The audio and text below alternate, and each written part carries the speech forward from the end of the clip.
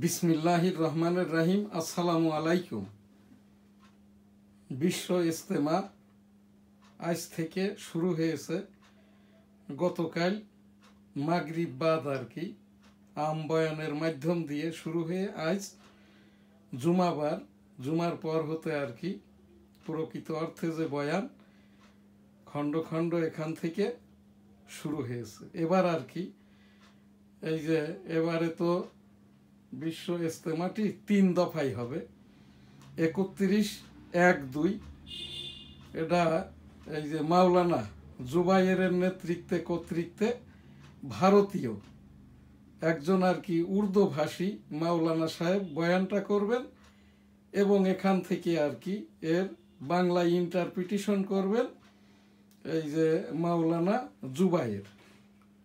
এবং আখেরি মুনাজাত নয়, প্রথম পর্বের মুনাজাতটি হবে 2 ফেব্রুয়ারি 2024।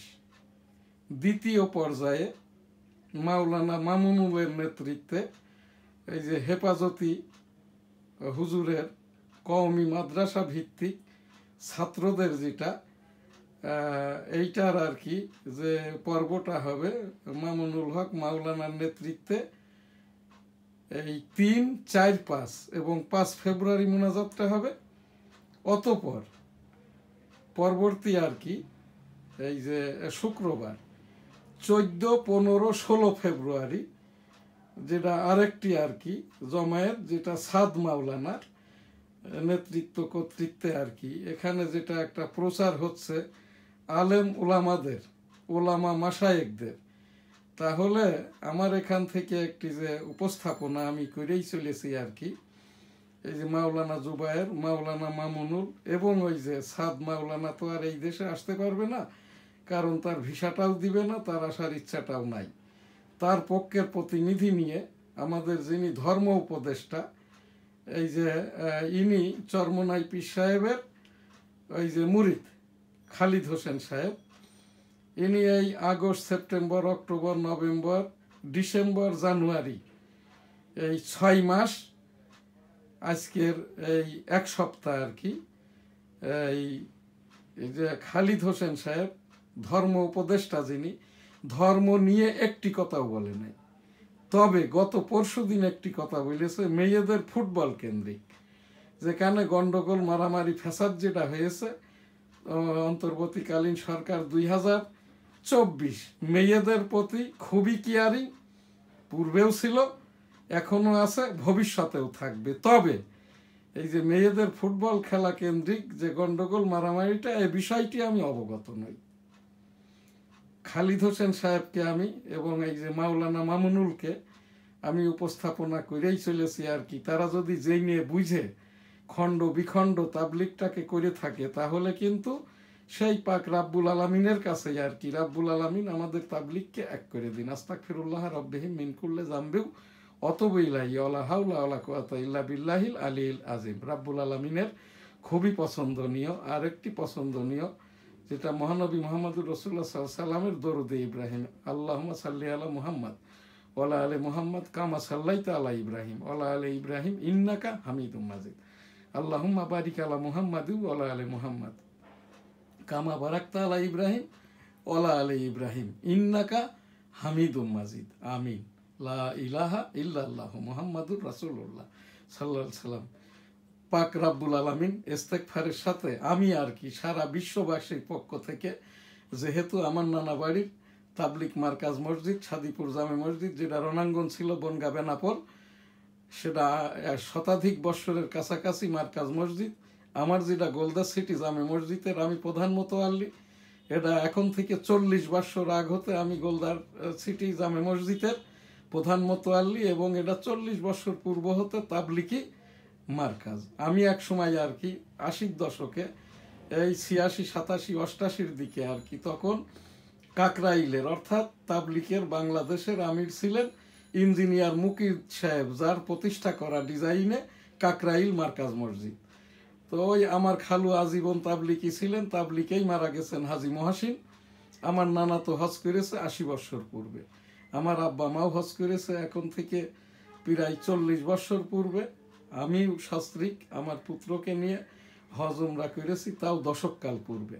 তো সেই জায়গাটা থেকে তাবলিকের প্রতি আর কি আমার যে বিষয়টা আর কি, তাবলিক মানেই মহানবী মোহাম্মদুর রসুল সাল্লামের বিদায় হজের বয়ান বা ভাষণ, যেটা আমি বহুবার পাঠ করেছি। এখান থেকে যদি না কোনো মাওলানা সাহেবরা জেনে বুঝে এই যে আল্লাহ তালার পাক কালামকে, রসুল সাল্লামের হাদিসকে, এই প্রচারকে যদি জেনে বুঝে আর কি কেউ এইটা খণ্ড বিখণ্ড করে থাকে, বিষোদ্গার করে থাকে, অন্যের নামে দুর্নাম করে থাকে, তাহলে কিন্তু রেসপন্সিবিলিটি মহান আল্লাহ পাকের, এবং আল্লাহ পাক লানত দান করে থাকেন।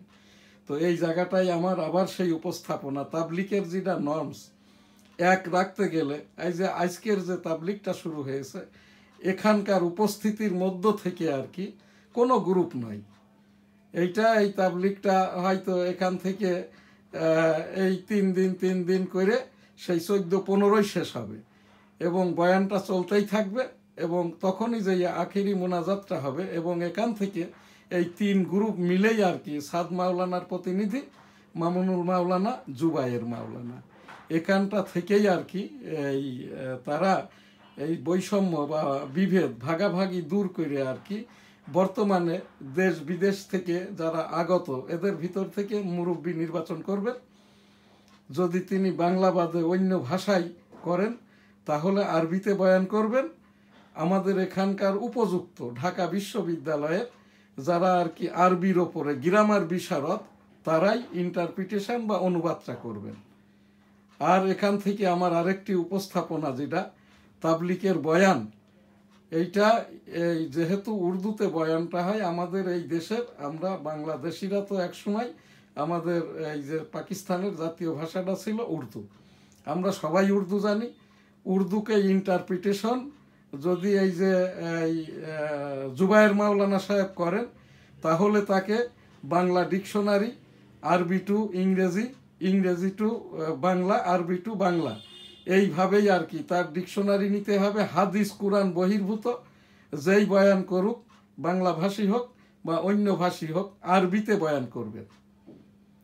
এইটা আরবিতে বয়ান করবেন, এবং যারা আরবি বিশারদ তারাই ইন্টারপ্রিটেশনটা করবেন, এবং বয়ানটা হবে এই যে বিদায় হজের ভাষণ, রসুল সাল্লামের যেটা বিদায় হজের ভাষণ, তার আলোকেই আর কি বিদায় হজের ভাষণের ওপরেই আমার এই যে প্রকাশনার যে কিতাব আর কি, মহানবী মোহাম্মদুর রসুল্লাহ সাল্লাম, এই যে বিশ্বনবী হজরত মুহাম্মদ সাল্লাল্লাহু আলাইহি সাল্লামের জীবনী কিতাব আর কি। এই কিতাবটি আর কি আমার দেশ বিদেশে রপ্তানি হয়ে থাকে। আমি এইটির অথেন্টিকেটর এবং প্রকাশক, আমার বিজনেস ইন্টারন্যাশনাল থেকে রপ্তানি হয়ে থাকে। আমি মহানবী মোহাম্মদুর রসুল্লাহ সাল্লামের এই যে বিদায় হজ যে কথাটি বলেছিলেন 33 পয়েন্টে, আমি সেখান থেকে উল্লেখযোগ্য কয়েকটি পয়েন্ট বলবো, এবং আমাদের এই যে বিশ্বব্যাপী বিশ্ব ইজতেমা টঙ্গীতে যেটা, এখানকার এই কি 72-75 বঙ্গবন্ধু সরকার চলাকালীন নির্বাহী আদেশে বঙ্গবন্ধু এই ইসলামিক জমায়েতের জায়গা টঙ্গী, কাকরাইল মার্কাজ মসজিদ, ইসলামিক ফাউন্ডেশন ওই রকমভাবে সাংবিধানিকভাবে মদ জুয়া নিষিদ্ধ পল্লী এই রহিত করেছিলেন আর কি। তা আমি সেই মহানবী মোহাম্মদুর রসুল্লাহ সাল্লামের বিদায় হজের ভাষণের 33 পয়েন্ট থেকে আমি এখানে কতিপয় পয়েন্ট আর কি এই জায়গাটায় পাঠ করছি। আমি এম শাহজাহান আলী গোলদার, আমি ওই যে গোলদার সিটি জামে মসজিদ, গোলদার সিটি, বেনাপোল, যশোর এর যেরকম মোতোয়াল্লি 1971 সালের রণাঙ্গনের 265 দিনের মুক্তিযোদ্ধা। আমি এম শাহজাহান আলী গোলদার। এখানে আমার ওই যে মুক্তিযুদ্ধের সনদ, আমার পিতা মরহুম হাজী মধু গোলদারও যুদ্ধাহত মুক্তিযোদ্ধা ছিলেন, এবং ওই যে জীবন গাছের নিচ দিয়ে ল্যান্ড ট্যাঙ্কার ঢোকে তার ছবি, এবং যে পতাকা নিয়ে জয় বাংলা আমার সোনার বাংলা আমি তোমায় ভালোবাসি, আমরা যুদ্ধ করার সময় যে স্লোগানটা ছিল, এইটা এখানে আমি এই মুক্তিযুদ্ধের 9 মাসের 9টি প্রোগ্রাম করেছি, এবং সর্বমোট 20,087 মিনিটের প্রোগ্রাম, যেটা আমার এই যে ইউটিউব সামাজিক আইন সাংবাদিকতা ICT অ্যাক্ট 2018 বইটির মূল্য 500 টাকা, উইন্ডো প্রিন্ট আকারে। এবং এই বইটির আরেকটি বিশেষত্ব হইল ICT অ্যাক্ট 2018 বইটিতে সন্নিবেশিত। ছাত্ররা পাঠকরা সবাই এটা কিনে পড়ার উপযোগী। আমি মহানবী মোহাম্মদুর রাসূলুল্লাহ সাল্লাল্লাহু আলাইহি ওয়াসাল্লামের বিদায় হজের যে বয়ান বা ভাষণ, সেই আদলেই আর কি টঙ্গী বিশ্ব ইজতেমার এখানের বয়ান বা ভাষণটা আরবিতে চাচ্ছি, এবং আরবিতে ইন্টারপ্রিটেশন আরবি থেকে বাংলায় করবেন মাওলানা এই যে জুবায়ের মহোদয় হোক বা উপযুক্ত এখানে যারা উপস্থিত আছেন তাদের মধ্য থেকে যে কেউ একজন মুরব্বী যদি বয়ানটা করেন তাহলে কিন্তু, আর এই যে 3 মামুনুল মাওলানা, জুবায়ের মাওলানা, সাদ মাওলানার অনুসারীরা, আপনারা ওই 31, 1, 2, 3, 4, 5 এবং 14, 15, 16 একসাথেই বয়ানটা করুন। একজন মুরব্বীর নেতৃত্বে আখেরি মোনাজাতটা শেষ করুন। তা না হলে কিন্তু এই যে হুটোচটি দলাদলি, দেশের বিভিন্ন ডিস্ট্রিক্টের লোকজন যাতায়াতে অনেক রকমের ঝামেলাটা হবে। তা আমি এখান থেকে সেই মহানবী মোহাম্মদুর রাসূলুল্লাহ সাল্লাল্লাহু আলাইহি ওয়াসাল্লামের বিদায় হজের ভাষণের কতিপয় পয়েন্ট আমি এখানে আমি উল্লেখ করছি। 1, হে মানব মণ্ডলী, তোমরা আমার কথাগুলো মনোযোগ দিয়ে শ্রবণ করো, কেননা এ বছরের পর এই স্থানে তোমাদের সাথে পুনরায় আমি নাও মিলিত হতে পারি। 2, হে মানব মণ্ডলী, এই যতক্ষণ পর্যন্ত তোমরা তোমাদিগের প্রভুর সাথে মিলিত না হচ্ছ, তোমাদের অর্থ, রক্ত ও সম্পদ সব কিছুই তোমাদের মতোই পবিত্র। 3, নিশ্চয় একদিন তোমরা তোমাদের রবের সাথে মিলিত হবে। 4, যে ব্যক্তি অন্যের ধন সম্পদের অভিভাবক তার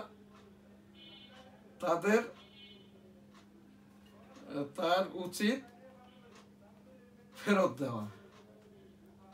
5,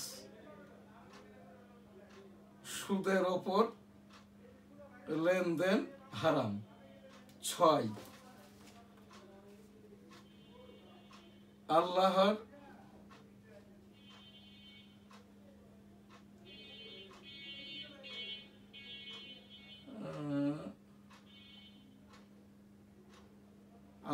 সিদ্ধান্ত সুদ বাতিল,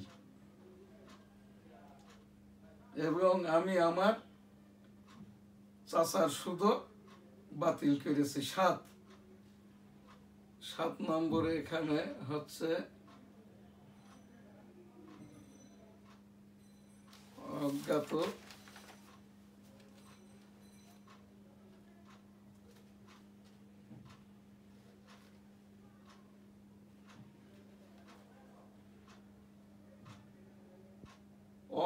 জগের খুনের সকলের ক্ষতিপূরণ বাতিল হইল। 8, অতঃপর হে মানব মণ্ডলী, শয়তান এদেশে পূজিত হওয়ার আশা ত্যাগ করেছে। 9, হে মানব মণ্ডলী, এ মাসের এই রোহিতকরণ যুগেরই ধারা। 10, হে মানব মণ্ডলী, তোমার স্ত্রীদের প্রতি তোমাদের যেরূপ অধিকার রয়েছে তাদেরও তোমাদের প্রতি সেইরূপ অধিকার রয়েছে। 11, অতএব হে মানব মণ্ডলী, তোমরা আমার কথাগুলো মনোযোগ দিয়ে অনুধাবন করো। আমি তোমাদের জন্য 2টি জিনিস রেখে গেলাম, যদি তোমরা এ দুটোকে দৃঢ়ভাবে গ্রহণ করে তবে তোমরা কোনোদিনই বিপদগামী হবে না। তা হলো আল্লাহ তাআলার পাক কালাম ও হাদিস। 12, হে মানব মণ্ডলী, প্রত্যেক মুসলমান অন্য মুসলমানের ভাই। 13, একজনের অপরাধের জন্য অপরকে দণ্ড দেওয়া যাবে না, অতঃপর নিজের অপরাধের জন্য এই যে পিতার অপরাধের জন্য পুত্রকে এবং পুত্রের অপরাধের জন্য পিতাকে দায়ী করা চলবে না। 14, যদি কোনো নাক কাটা হাফসি কৃত দাসও যোগ্যতার বিবেচনায় তোমাদের আমির হয়, তবে তার নেতৃত্ব মেনে নিয়ে চলতে থাকবে। 15 সাবধান, দিনের ব্যাপারে বাড়াবাড়ি করো না। 16 আমরা দিন ত্যাগ করে পরস্পরের সঙ্গে ঝগড়াতে লিপ্ত হব না।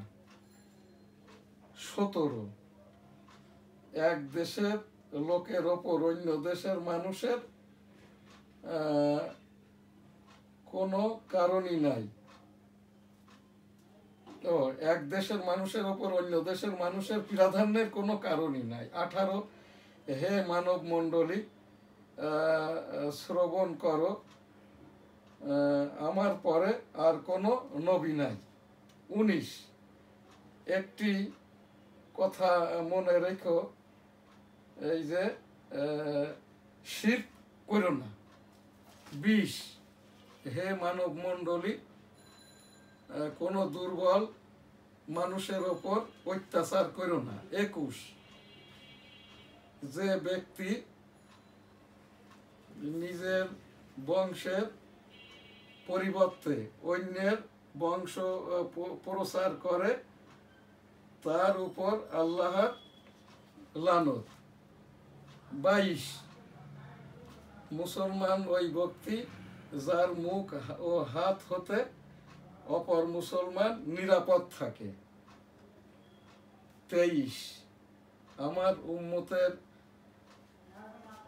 উম্মতের মধ্যে যে ঝগড়া বিবাদে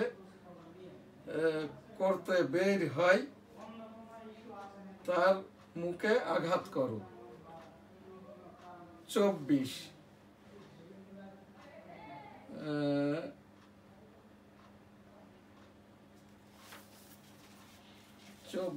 হচ্ছে যাকে শাসন কার্যে নিযুক্ত করি আমরা তার ভরণ পোষণ করি। শাসন কার্যে যাকে নিযুক্ত করি তাকেও আমরা ভরণ পোষণ করি। তোমরা হিংসা বিদ্বেষ করো না। নিজের হাতের করা সংগৃহীত খাদ্য অপেক্ষা উত্তম খাদ্য আর নেই। 28 তোমাদের প্রত্যেকেরই আল্লাহর সম্মুখে হাজির হতে হবে। 29 তোমরা মনে রেখো, এই যে বিদ্যানের কলমের কালি শহীদের রক্তের চেয়ে উত্তম। 30 এইকে সমাজে তোমার আচরণ ওই রকম হবে যেরকম আচরণ তুমি অন্যের থেকে প্রত্যাশা করো। 31 হে মানব মণ্ডলী, তোমরা জেনে রেখো তোমাদের মাতা পিতার সন্তুষ্টই আল্লাহর সন্তুষ্টি। 32 হে মানব মণ্ডলী, তোমাদের মধ্যে সেই শ্রেষ্ঠ মানুষ যে মানুষের উপকার করে। 33 আর যারা উপস্থিত আছো এবং অনুপস্থিতের নিকট আমার এই পয়গাম পৌঁছায় দিবে। পরিশেষে মহান পাক রাব্বুল আলামিন সূরা মায়েদার মাধ্যম দিয়ে আর কি রাসূল সাল্লাল্লাহু আলাইহি সাল্লামকে জানিয়ে দিলেন, আজ আমি তোমাদের দিনকে পরিপূর্ণ করে দিলাম, তোমাদের জন্য আমার নিয়ামত সম্পূর্ণ করলাম এবং ইসলামকে তোমাদের জন্য একমাত্র জীবন বিধান মনোনীত করলাম। সূরা মায়েদা। আলহামদুলিল্লাহ, আস্তাগফিরুল্লাহ রাব্বি মিন কুল্লি যামবি ওয়া আতুবু ইলাইহি ওয়া লা হাওলা ওয়া লা কুওয়াতা ইল্লা বিল্লাহিল আলিয়্যিল আযীম। আল্লাহুম্মা সাল্লি আলা মুহাম্মাদিন ওয়া আলা আলি মুহাম্মাদ কামা সাল্লাইতা আলা ইব্রাহিম ওয়া আলা আলি ইব্রাহিম ইন্নাকা হামিদুম মাজিদ। আল্লাহুম্মা বারিক আলা মুহাম্মাদিন ওয়া আলা আলি মুহাম্মাদ কামা বারাকতা আলা ইব্রাহিম ওয়া আলা আলি ইব্রাহিম ইন্নাকা হামিদুম মাজিদ। রব্বানা আতিনা ফিদ দুনিয়া হাসানাতাও ওয়া ফিল আখিরাতি হাসানাতাও ওয়া কিনা আযাবান নার। রব্বানা যালামনা আনফুসানা ওয়া ইল্লাম তাগফির লানা ওয়া তারহামনা লানাকুনান্না মিনাল খাসিরিন। লা ইলাহা ইল্লাল্লাহু মুহাম্মাদুর রাসূলুল্লাহ। আমিন। ওই সেই ফিলিস্তিনিদের তো প্রায় লক্ষ মেরে ছাপ করে ফেলেছে বেঞ্জামিন নেতানিয়াহু। 1,17,000-এর ওপরে আহত, হাসপাতালে কাতরাচ্ছে। রাব্বুল আলামিন ওই যে ফিলিস্তিনিদের যে ভূমি গাজা উপত্যকা, এখানে ইসরায়েলারে যে বসতি স্থাপন করেছে এটা গুড়িয়ে দেওয়া হোক, অথবা ফিলিস্তিনিদের বুঝিয়ে দেওয়া হোক। এবং ওই যে গাজা উপত্যকা ছাপসুতরার নামে এই বর্তমান ডোনাল্ড ট্রাম্প যে গাজাবাসীকে প্রতিবেশী রাষ্ট্রে পাঠানোর চেষ্টা করছে, ওআইসি এবং এই যে আমাদের বিশ্ব স্বাস্থ্য সংস্থা, জাতিসংঘ বরাবর উপস্থাপনা, ওই গাজাবাসীদেরকে ফিলিস্তিনি রেখেই আর কি তাদের জায়গাটা বুঝাই দেওয়া হোক। রব্বুল আলামিন এই আমাদের 2024 ছাত্র জনতা সরকারের আন্দোলনে জুলাই 16 হতে অদ্যাবধি যারা মারা গেছেন সকলেই শহীদ। এই শহীদ পরিবারকে 1 কোটি, মহাশহীদদেরকে 5 কোটি, শহীদ আহত পরিবারদেরকে 1/2 কোটি টাকা করে এটা প্রদান করা হোক।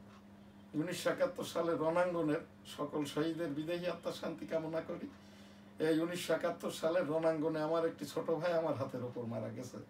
আমার এই শব্দ দূষণে বাম কানটি নষ্ট, এখনো নষ্ট। সেই সকল শহীদদের জন্য বিদেহী আত্মার শান্তি কামনা করি। রাব্বুল আলামিন সকলকে জান্নাত দান করুন, আমিন। আস্তাগফিরুল্লাহ রাব্বিহিম মিন কুল্লি যামবি ওয়া আতুবু ইলাইহি ওয়া লা হাওলা ওয়া লা কুওয়াতা ইল্লা বিল্লাহিল আলিয়্যিল আযীম, আমিন। ওয়াহজ উমরা, লাব্বাইক আল্লাহুম্মা লাব্বাইক, লাব্বাইক লা শারীকা লাকা লাব্বাইক, ইন্নাল হামদা ওয়ান নি'মাতা লাকাল মুলক লা শারীকা